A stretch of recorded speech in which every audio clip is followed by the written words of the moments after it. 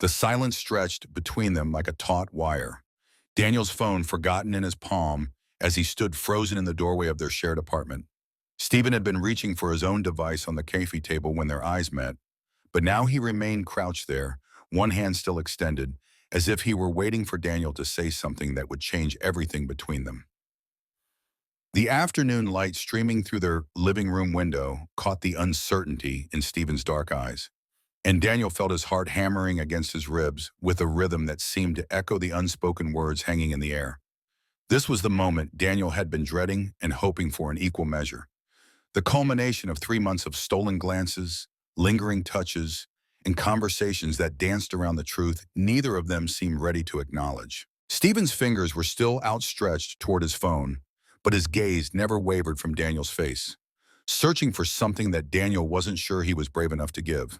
The weight of everything unsaid pressed down on Daniel's chest like a physical force. He could feel the familiar ache that had become his constant companion, the one that twisted deeper every time Stephen smiled at him, every time they fell asleep on opposite ends of the couch during their movie nights, every time Stephen mentioned his ex-girlfriend, Rebecca, and the hollow look that crossed his face when he talked about what was missing from their relationship. But to understand how they arrived at this moment, with Stephen crouched beside their coffee table and Daniel standing paralyzed in the doorway, you have to go back to the beginning, to the day 3 months earlier when everything started to shift between them. Before we see how this ends, tell us where you're watching from and hype this video in the comments. Daniel had been living with his college roommate Gregory for 2 years when Stephen moved into the apartment across the hall. The building was old, with thin walls and creaky floors, so Daniel heard Stephen before he ever saw him. There were sounds of boxes being dragged across hardwood, the scrape of furniture being rearranged, and a voice on the phone that was warm and slightly rough around the edges, explaining to someone that, yes, he was finally out of Rebecca's place, and no, he didn't want to talk about what went wrong. The voice carried through the paper-thin walls with startling clarity, and Daniel found himself pausing in his daily routines to listen. There was something magnetic about the way Stephen spoke, a cadence that was both confident and vulnerable, especially when the conversations turned to more personal topics. Daniel caught fragments of phone calls with what sounded like family members, discussions about starting over, about needing space to figure things out, about feeling lost in ways he'd never expected. "I know you're worried, Mom," Daniel heard Stephen say one evening as he was trying to study for a work presentation, "but I need to do this. I need to figure out who I am when I'm not trying to be what someone else needs me to be." The raw honesty in Stephen's voice made Daniel's chest tighten with an emotion he couldn't quite name. He found himself wondering what kind of person inspired that level of introspection. What kind of relationship could leave someone questioning their fundamental sense of self? When they finally met face to face, Daniel was carrying groceries up the narrow staircase, and Stephen was propping his door open with a paint can, trying to maneuver a bookshelf through the frame. Stephen looked up as Daniel reached the landing, pushing a strand of brown hair out of his eyes, and smiled with the kind of genuine warmth that made Daniel's stomach do an unexpected flip. "Need help with that?" Daniel found himself asking, setting down his grocery bags without waiting for an answer. Stephen's smile widened, revealing the slight gap between his front teeth that Daniel would later find himself staring at during conversations. "Bosha," he replied, taking one end of the bookshelf. The wood was heavier than it looked, and Daniel had to adjust his grip twice before they found a rhythm. "Sharsha," Stephen said with a laugh that sent warmth spreading through Daniel's chest. "I'll try to keep my midnight furniture rearranging to a minimum, though I can't make any promises about my tendency to pace when I'm thinking through problems." "What kind of problems?" Daniel asked, immediately regretting the personal nature of the question. "Sorry, I don't mean to pry." "No, it's fine," Stephen said, pausing to catch his breath as they maneuvered the bookshelf through his doorway. "Work stuff mostly. I'm a graphic designer, and I have this habit of getting stuck on projects and walking circles around my apartment until I figure out what's not working." "That sounds like a good problem to have," Daniel said. "Being passionate about your work, I mean." Stephen's expression grew thoughtful. 14. He shook his head quickly as if trying to dispel the memory. Quote, Daniel said, surprising himself with his honesty. Quote 17. Quote, "Ah, Mel." Stephen asked, setting his end of the bookshelf down in the center of his living room. Daniel considered the question seriously. Stephen stared at him for a long moment, something shifting in his expression. Daniel said softly, "What started as neighborly helpfulness evolved into something more over the following weeks." Stephen would knock on Daniel's door with leftover coffee from the pot he'd made too strong, and Daniel would find excuses to linger in the hallway when he heard Stephen's key in the lock. Their conversations began as polite small talk about the weather and the building's quirks, but gradually deepened into discussions about work, family, and the strange loneliness of being 26 and feeling like you were supposed to have your life figured out by now. Quote 22. Stephen asked one evening as they sat on the building's front steps, sharing a pizza Stephen had ordered with too many toppings. Like everyone else got some manual for how to navigate your 20s and you're just making it up as you go along? Daniel nearly choked on his bite of pizza. Every single day, I keep waiting for someone to figure out that I have no idea what I'm doing. Right? Stephen said, his eyes lighting up with recognition. I look at my parents and they seem so confident about everything. Like they always knew exactly what they wanted and how to get it.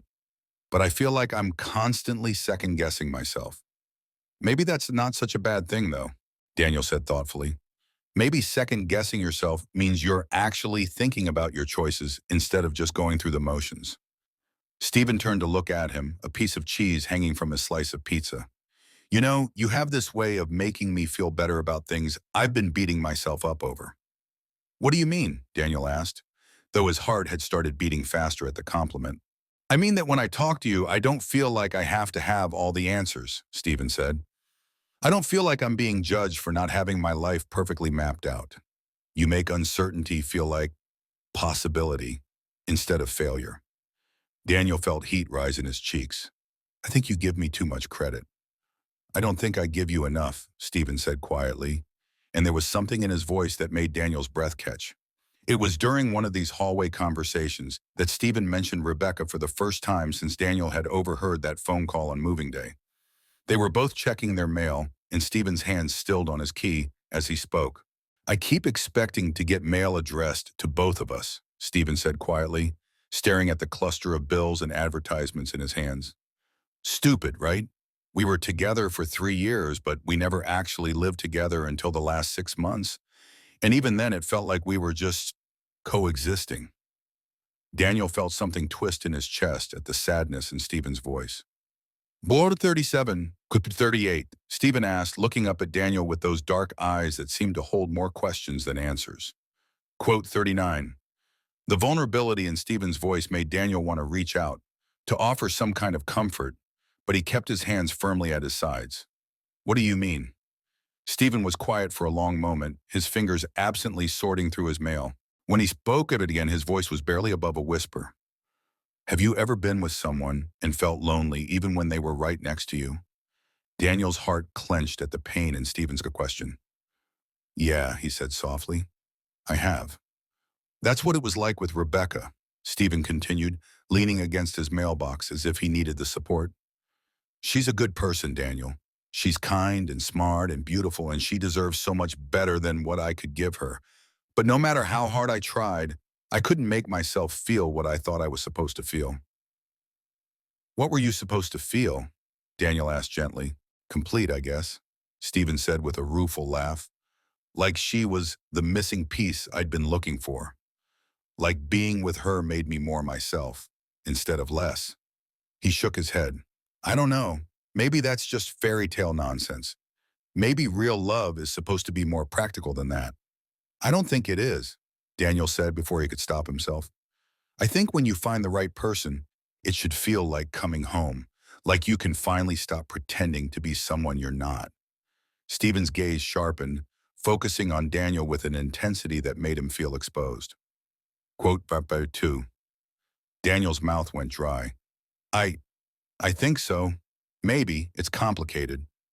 Complicated how? Stephen pressed, and Daniel could hear genuine curiosity in his voice, not just polite conversation. Complicated because the person I'm thinking of, Daniel trailed off, realizing he was about to say too much.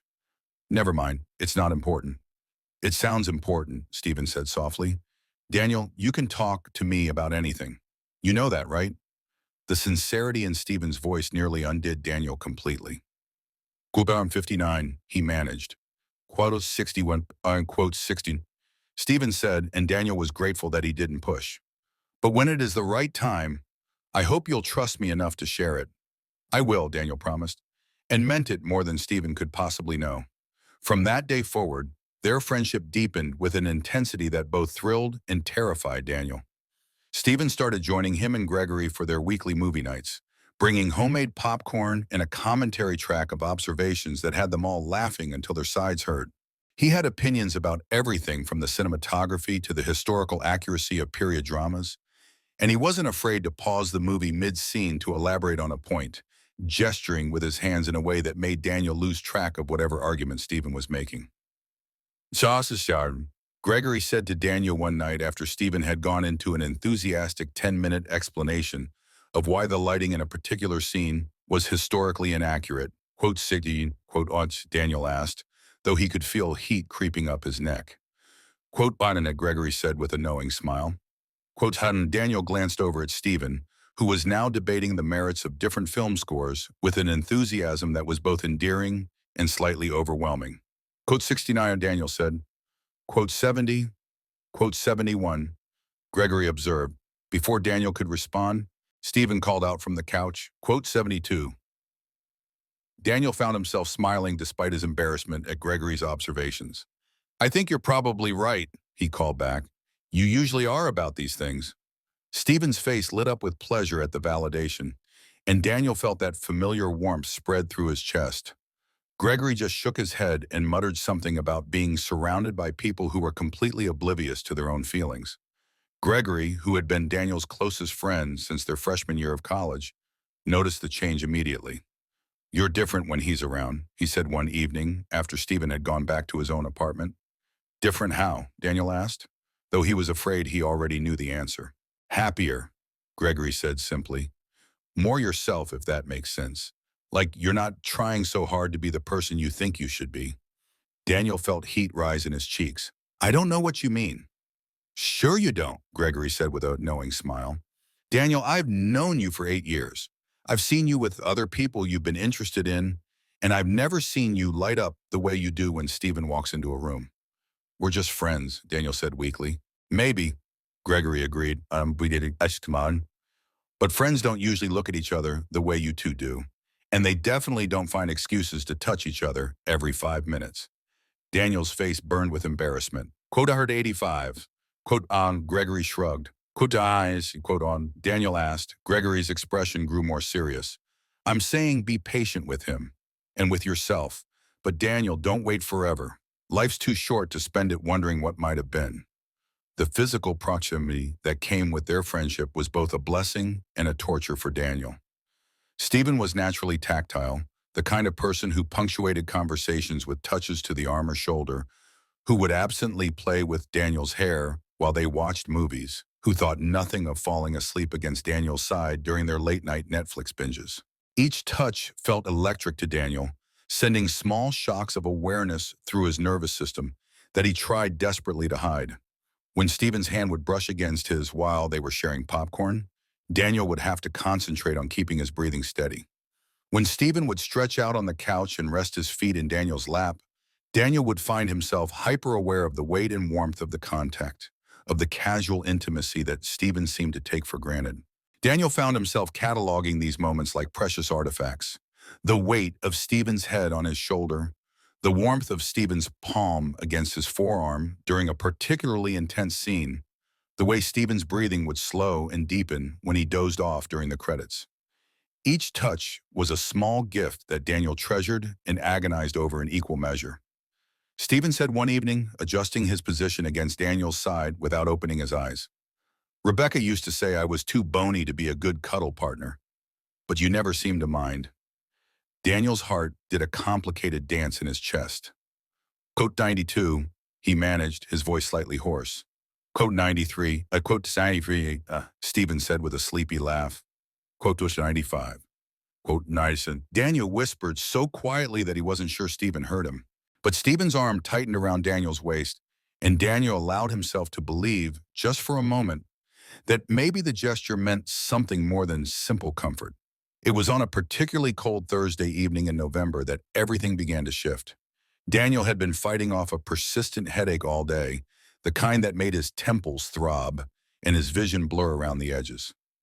The fluorescent lights at his office had seemed especially harsh, and by the time he'd made it home, he felt like his skull was being squeezed in a vice.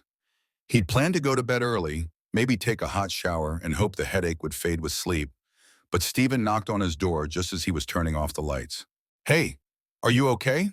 Stephen asked, taking in Daniel's pale complexion and the way he was rubbing his temples. Quote 99. Daniel said, though even speaking made the pain spike behind his eyes like tiny lightning bolts. 200. Stephen frowned, reaching out to press the back of his hand against Daniel's forehead. The touch was gentle and cool, and Daniel found himself leaning into it before he could stop himself. "You don't have a fever, but you look exhausted. When's the last time you ate something?" Daniel tried to remember and came up blank. The day had been a blur of meetings and deadlines, and he'd survived on coffee and the stale bagel he'd grabbed from the office break room that morning. "I had coffee this morning?" "Daniel," Stephen said, and there was something almost scolding in his tone, mixed with genuine concern. "That's not food. Come on, I'm making you dinner." "You don't have to do that," Daniel protested weakly, but Stephen was already guiding him toward the couch with a hand on his lower back, the touch sending warmth through Daniel's entire body despite his exhaustion. Stephen commanded, pointing at the cushions with the kind of authority that brooked no argument to him. Daniel wanted to argue, but the combination of his headache and Stephen's unexpected tenderness left him feeling raw and vulnerable. He sank into the couch front cushions and watched as Stephen moved around his kitchen with surprising familiarity, pulling ingredients from cabinets and drawers like he'd done this 100 times before. Stephen moved with a quiet efficiency that was mesmerizing to watch. He found the good knife in the drawer Daniel kept it in, located the cutting board without having to search, and began chopping vegetables with the kind of practiced ease that spoke of someone who genuinely enjoyed cooking. Daniel found himself studying the concentration on Stephen's face, the way he bit his lower lip slightly when he was focused, the graceful movements of his hands as he worked. "You know where everything is," Daniel observed, his voice slightly hoarse from the headache. "I've been paying attention," Stephen said without looking up from the pot he was stirring. "You keep the good olive oil in the cabinet above the stove, and your spices are organized alphabetically, which is either very endearing or mildly concerning." "Endearing, I hope," Daniel said, managing a small smile despite the pain in his head. "Definitely endearing," Stephen confirmed, glancing over his shoulder with a warmth in his eyes that made Daniel's chest tighten. Daniel admitted sheepishly. Stephen's laugh was rich and genuine. "Of course you did. That's so perfectly you." The soup was simple but perfect, a combination of vegetables and broth that warmed Daniel from the inside out. Stephen sat beside him on the couch while he ate, close enough that their knees brushed, and Daniel found himself more aware of that point of contact than the food in front of him. "Better?" Stephen asked when Daniel had finished most of the bowl. "Much better," Daniel said, and it was true. The headache had receded to a dull ache, and the hollow feeling in his stomach was gone. "Thank you. You didn't have to do all this." "I wanted to," Stephen said simply. "You take care of everyone else all the time. Gregory, me, your co-workers, your family. But who takes care of you?" The question caught Daniel off guard, not because he didn't know the answer, but because no one had ever asked it before. Stephen asked gently. Daniel felt tears prick into the corners of his eyes, and he looked down at his empty bowl to hide them. The simple kindness in Stephen's voice, the way he'd noticed Daniel's patterns and cared enough to call them out, was almost overwhelming. "I'm fine." "Daniel," Stephen said, and his voice was so soft that Daniel had to look up.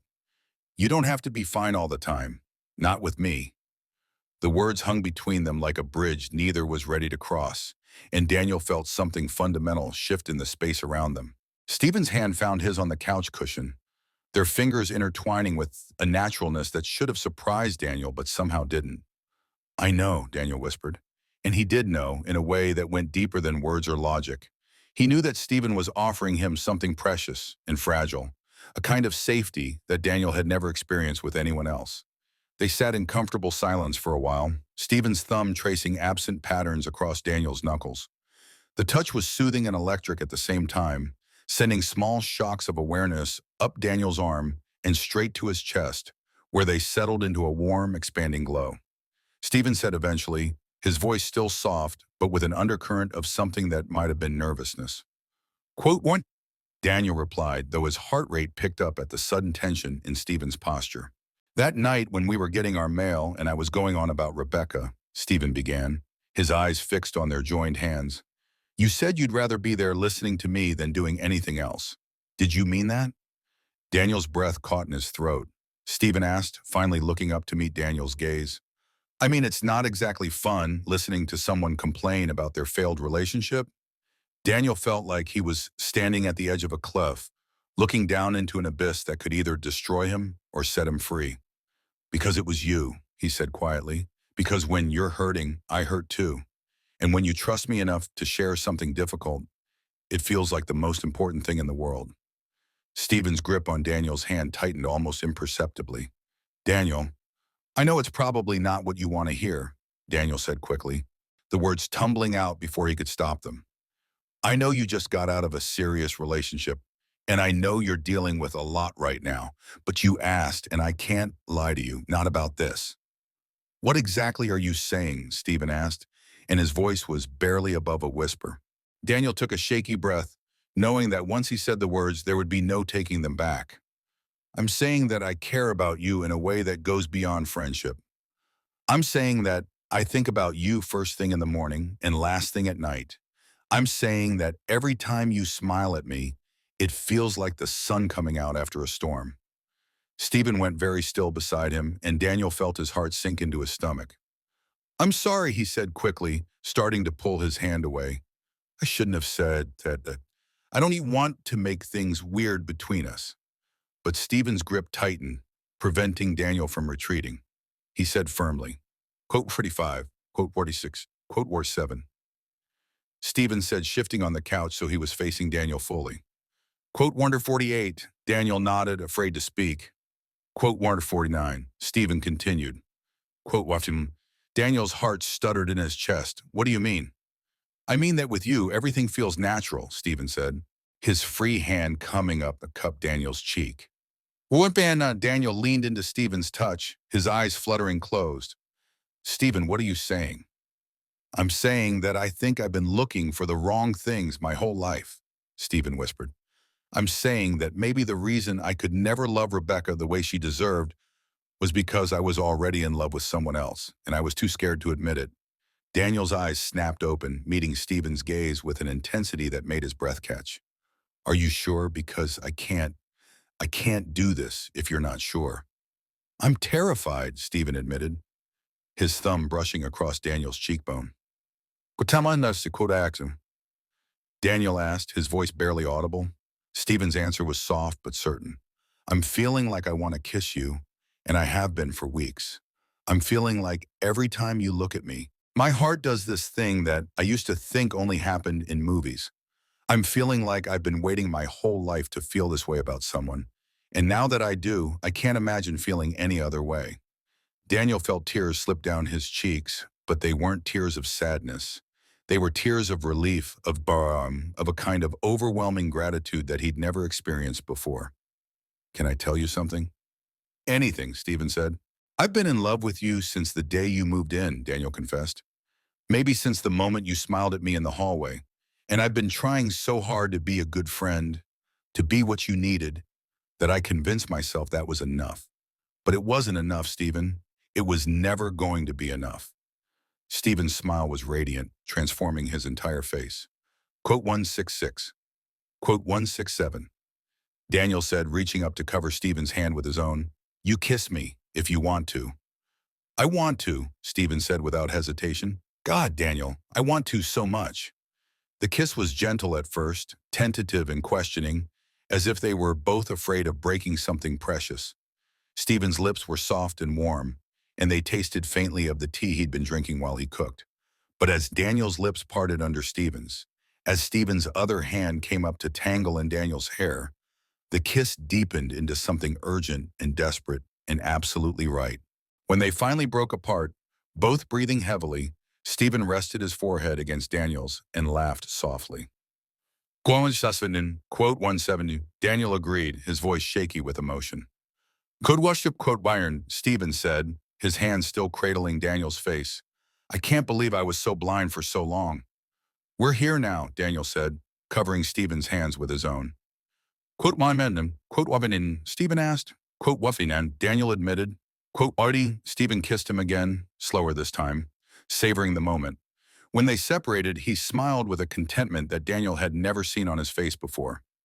Daniel asked, Stephen said, quote Wanin, quote Wahan, Daniel repeated, testing the word on his tongue.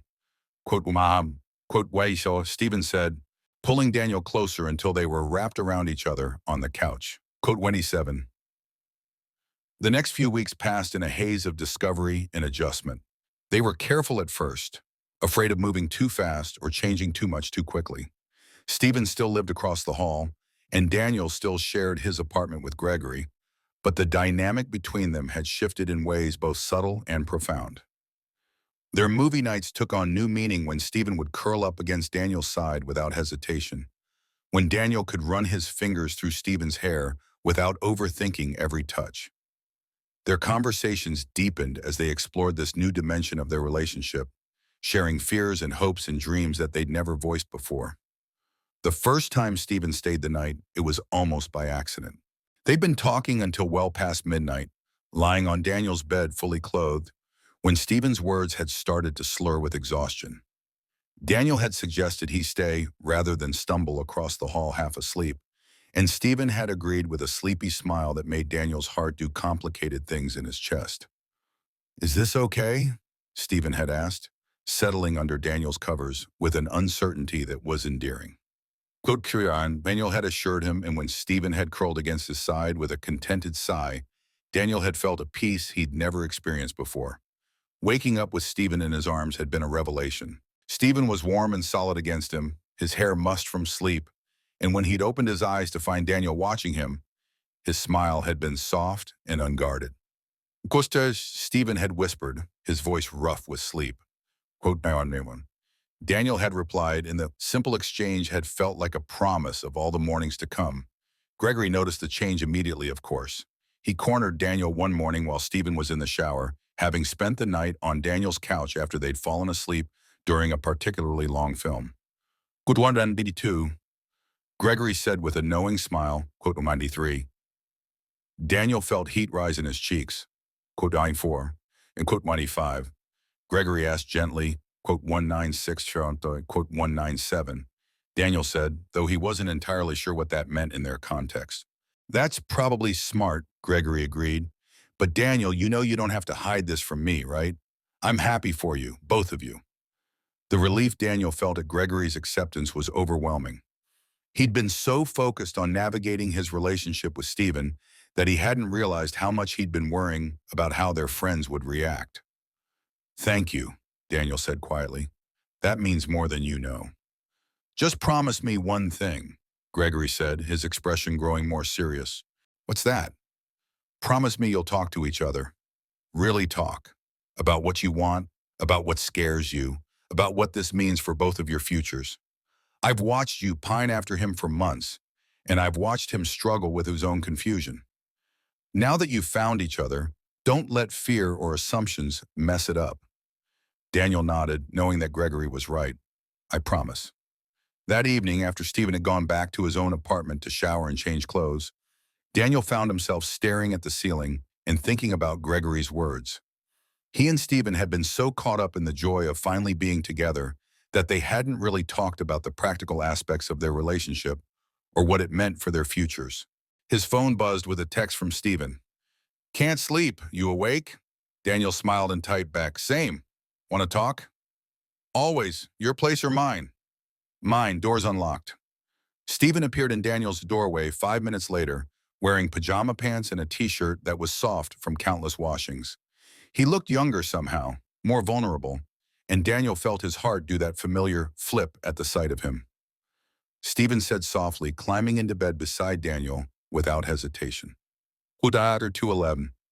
Daniel replied, opening his arms so Stephen could settle against his side.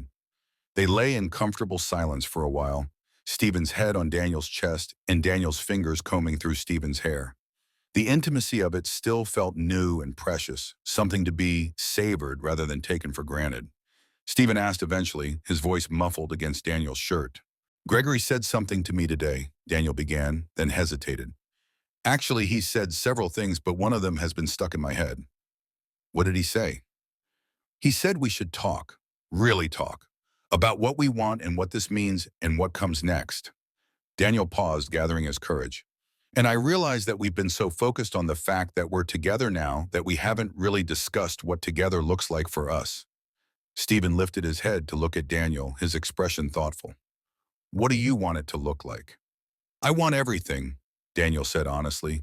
I want to wake up next to you and fall asleep beside you and fight about whose turn it is to do the dishes. I want to meet your family and have you meet mine. I want to build a life with you, Stephen. A real life. Stephen's smile was soft and certain. Quote to Daniel asked, needing the confirmation. Quote to on, Stephen said, leaning up to kiss him gently. Quote 224. Daniel felt tears prick at the corners of his eyes. Quote 225. He said, the words falling from his lips before he could second-guess them. Quote toss, Stephen replied without hesitation. Quote toss, quote tot, Daniel asked. Quote tayo, Stephen said firmly. Quote tornaja. They talked until the early hours of the morning, sharing dreams and fears and practical concerns about things like leases and furniture and whose Netflix account they would keep. It was the kind of conversation that Daniel had never imagined having with anyone, the kind that assumed a shared future and made plans accordingly. Quote 231, Daniel said as dawn light began to creep through the curtains. Quote 232. Stephen's face lit up with joy. They're going to love you. My mom's been asking about you ever since I mentioned I had a friend who made me laugh until my sides hurt. You told your mom about me? Daniel asked, surprised. I tell my mom about everything important in my life, Stephen said simply. And you've been the most important thing in my life for months now, even when I didn't understand why. The simplicity of Stephen's declaration made Daniel's chest tight with emotion. What did you tell her? I told her that I'd met someone who made me feel like myself for the first time in years, Stephen said. I told her that you listened to me talk about design theory for hours without getting bored, and that you made soup for me when I was sick, and that every time I saw you smile, it felt like the best part of my day. And what did she say? Daniel asked. Stephen's smile was soft and slightly embarrassed. Daniel laughed, the sound bubbling up from his chest with pure happiness. Stephen agreed. Quote 204. When they finally fell asleep, tangled together in Daniel's bed with the first light of dawn creeping through the curtains, Daniel felt a peace he had never experienced before. For the first time in his life, he wasn't worried about what came next, because he knew that whatever it was, he and Stephen would face it together. The transition from friends to partners wasn't without its challenges. There were moments of awkwardness as they learned to navigate physical intimacy, conversations about boundaries and expectations, and the occasional bout of insecurity as they both adjusted to being vulnerable with someone in a completely new way. Stephen struggled with guilt about Rebecca, even though their relationship had been over for months before he and Daniel got together. Quote 245. He confessed to Daniel one evening as they cooked dinner together. Quote 245. Quote Tom, Daniel said gently, stirring the sauce while Stephen chopped vegetables. Quote Tosh or quote Torn, Stephen asked, his knife stilling on the cutting board. Daniel set down his spoon and turned to face Stephen fully. Quote 250. Stephen nodded, but Daniel could see the lingering worry in his eyes. Quote to quote 252, Daniel said, reaching out to cup Stephen's face in his hands. You didn't mess anything up with Rebecca. You were incompatible in ways that neither of you could have predicted or controlled. That has nothing to do with what we have. How can you be so sure? Stephen asked.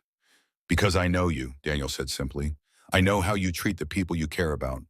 I know how thoughtful and generous and kind you are.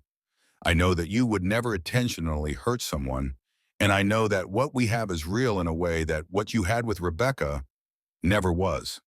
Stephen leaned into Daniel's touch, his eyes closing. Decade 57. Quote 58, Daniel said softly. Quote to 59. Quote to Stephen asked, opening his eyes to meet Daniel's gaze. Every day, Daniel said without hesitation. Every single day.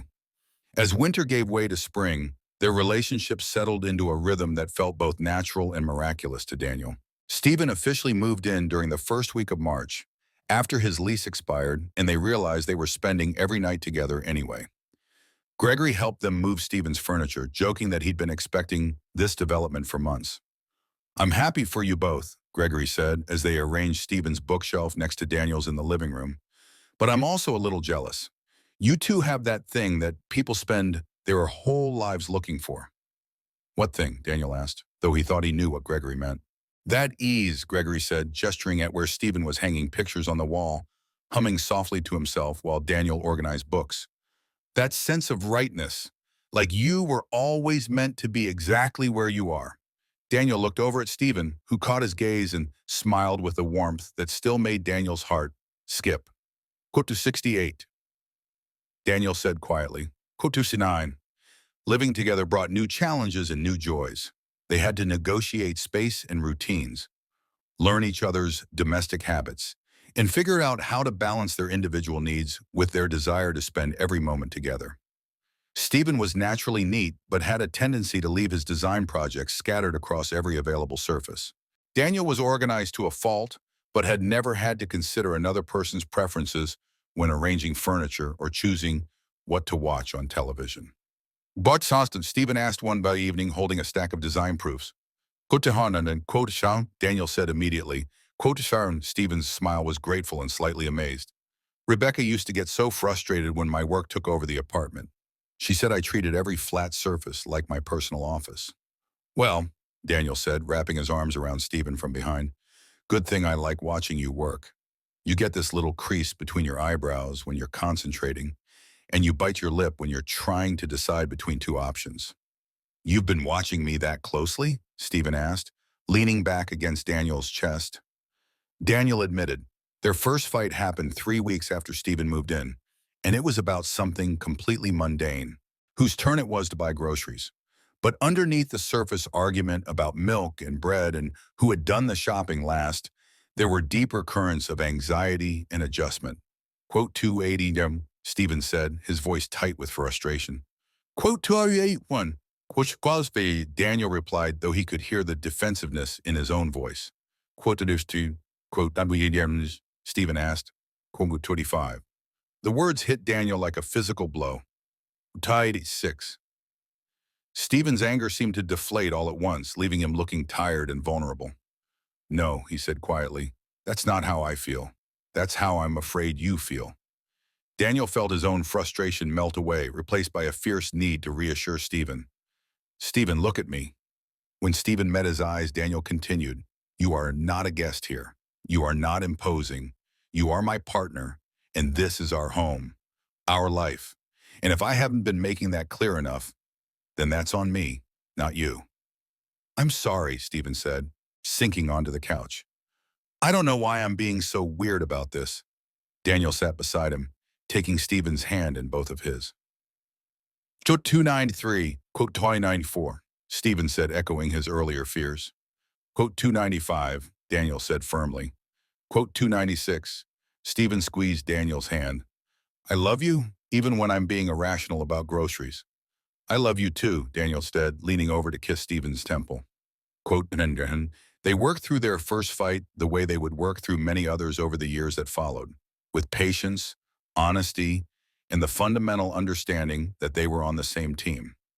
It wasn't always easy, but it was always worth it. By the time summer arrived, they had settled into a life together that felt both extraordinary and beautifully ordinary. They had their routines, coffee together in the morning before work, evening walks around their neighborhood, lazy Sunday mornings spent in bed reading different books, but sharing interesting passages aloud. They had their traditions, Friday night movies with Gregory, weekend farmers, market trips, monthly dinners with Stephen's parents, who had embraced Daniel with an enthusiasm that still surprised him. The first time Daniel met Stephen's parents had been both terrifying and wonderful. Stephen's mother, Carol, had hugged Daniel like she'd known him for years, and his father, Robert, had spent an hour asking Daniel about his work with genuine interest. "So, you're the famous Daniel," Carol had said with a knowing smile. "Stephen talks about you constantly. I was beginning to think he'd made you up."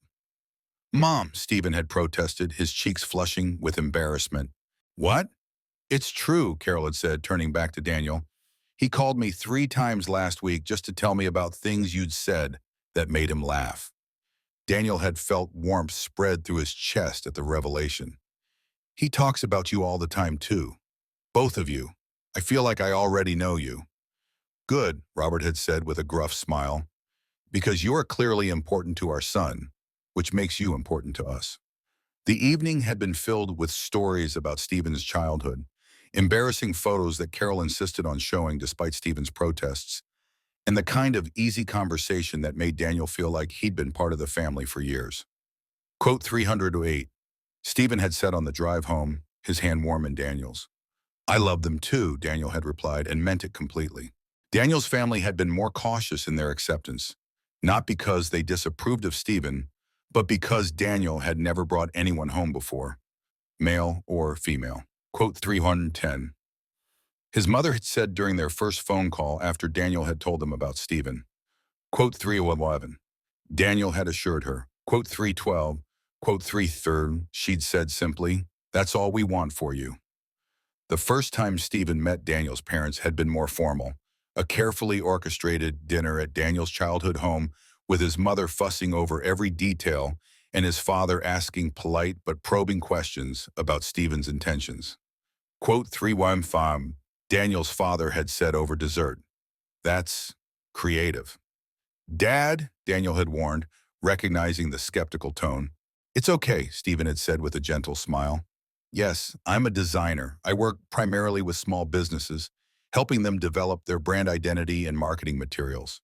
It's not the most traditional career path, but I love what I do and I'm good at it." "And you make a living doing that?" Daniel's father had pressed. Quote 321, Stephen had confirmed. Quote 322. The sincerity in Stephen's voice had seemed to win over Daniel's parents, and by the end of the evening they were asking when Stephen would visit again. Stephen's coming out to his own family had been more complicated. His parents were supportive but confused, asking questions about whether this meant he'd been lying to himself about Rebecca, whether he was sure this wasn't just a phase, whether he understood what this might mean for his future. "I tried to explain that it's not about gender," Stephen told Daniel after a particularly difficult phone call with his father. "It's about you. It's about finding the person who makes me feel like the best version of myself." "Did that help?" Daniel asked. "I think so," Stephen said. "My dad said he just wants to understand and that he's willing to learn. That's more than I hoped for, honestly." The conversation with Stephen's parents got easier over time, especially after they met Daniel and saw how happy Stephen was. By the end of the summer, they were inviting Daniel to family gatherings and asking about his work and treating him like the son-in-law they were clearly beginning to see him as. Quote 328. Stephen observed after a particularly successful barbecue at his parents' house. "My mom asked me 3 times if we were thinking about getting married." Daniel felt his heart skip. "What did you tell her?" "I told her that we're taking things one day at a time," Stephen said, but there was something in his voice that made Daniel look at him more closely. "But," Daniel prompted. Stephen was quiet for a moment, his fingers playing with the hem of Daniel's shirt as they lay in bed that night. Daniel admitted. 335. Quote 37. Stephen asked, lifting his head to look at Daniel. Quote to 37. Daniel confirmed. Quote to 38. Stephen's smile was radiant. "I love the sound of that. Daniel's husband. Stephen's husband." "Someday?" Daniel asked. "Someday," Stephen agreed, settling back against Daniel's chest. Bum. Quote 342. Quote Barshi, Daniel asked. Stephen was quiet for so long that Daniel thought he had fallen asleep. Then he spoke, his voice soft but certain. "I think we'll know because it won't feel like a big scary step anymore. It'll just feel like the next natural thing, like everything else about us." That conversation stayed with Daniel over the following months, not as pressure or expectation, but as a promise of what their future could hold. He found himself noticing married couples more, paying attention to the way long-term partners moved around each other with practiced ease, the way they communicated in shorthand and finished each other's sentences. He and Stephen were developing their own version of that intimacy. Stephen could tell when Daniel was having a bad day just by the way he held his shoulders. Daniel could predict Stephen's moods based on which mug he chose for his morning coffee. They had inside jokes and shared references and a whole language of looks and touches that was uniquely theirs. "You two are like an old married couple already," Gregory observed one evening as he watched Stephen automatically hand Daniel his reading glasses without being asked, while Daniel simultaneously passed Stephen the TV remote he'd been looking for. Quote 346. Daniel asked with a laugh. Quote 347. Gregory corrected. Quote 348.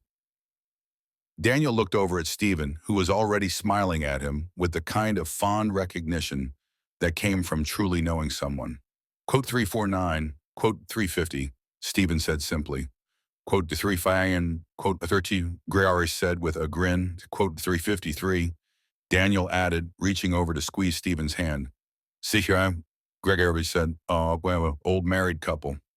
It was in December, almost exactly a year after their first kiss, that Stephen brought up marriage again. They were decorating their Christmas tree, arguing good-naturedly about ornament placement, when Stephen suddenly went quiet. "Daniel," he said, his voice unusually serious. "Yeah?" Daniel replied, looking up from the box of lights he was untangling. "I want to ask you something, but I need you to know that there's no pressure, no expectation. I just need to say it out loud." Daniel set down the lights, giving Stephen his full attention. "Okay." Stephen took a deep breath. "I want to marry you, not right now, not tomorrow, but I want to marry you. I want to stand up in front of everyone we love and promise to choose you every day for the rest of my life. I want to wear a ring that tells the world I belong to you and you belong to me. I want to build a life with you that's so intertwined that no one could ever untangle it." Daniel felt tears spring to his eyes. "Stephen, I'm not asking you to marry me right now," Stephen continued quickly. "I'm just telling you that that's what I want. That's the future I see for us. And I wanted you to know, so you could think about it, so we could talk about it when you're ready." Daniel crossed the room in 3 quick strides, cupping Stephen's face in his hands. "Stephen asked." Daniel clarified. Stephen's kiss tasted like joy and promises in the future they were going to build together. When they broke apart, both of them were crying and laughing at the same time. "So we're engaged?" Stephen asked, his forehead pressed against Daniel's. Quote 369. Daniel said, marveling at how right the words felt. Quote 370, Stephen said as if this had just occurred to him. Quote 371, Daniel replied. Quote 372, quote to 7, Stephen said firmly. Quote 374, he reached up to the Christmas tree and pulled off a small silver ornament, a simple star that caught the light from the tree. Quote 375, Daniel held out his left hand and Stephen slipped the ornament onto his ring finger. It was too big and completely impractical, but it was perfect. Quote 376, Daniel said, looking down at the makeshift engagement ring. Quote 367, Stephen replied, so, quote 378. And as they stood there where, in the glow of their Christmas tree, Daniel thought about that moment almost a year ago, when Stephen had been reaching for his phone and stayed like he was waiting for Daniel to say something. He thought about all the moments between then and now, all the conversations and kisses and quiet mornings and difficult adjustments that had brought them to this place. Sometimes the most beautiful love stories were the ones that caught you completely off guard, that started with a simple gesture and grew into something that changed everything. Sometimes the most important words were the ones you were too scared to say until you realized that not saying them was scarier than any possible rejection. And sometimes, if you were very lucky, you found someone who made you feel like yourself in a way you'd never experienced before. Someone who turned your whole world upside down and made it make perfect sense at the same time. Daniel looked at Stephen, his fiancé, his future husband, his heart, and smiled. They were both exactly where they needed to be.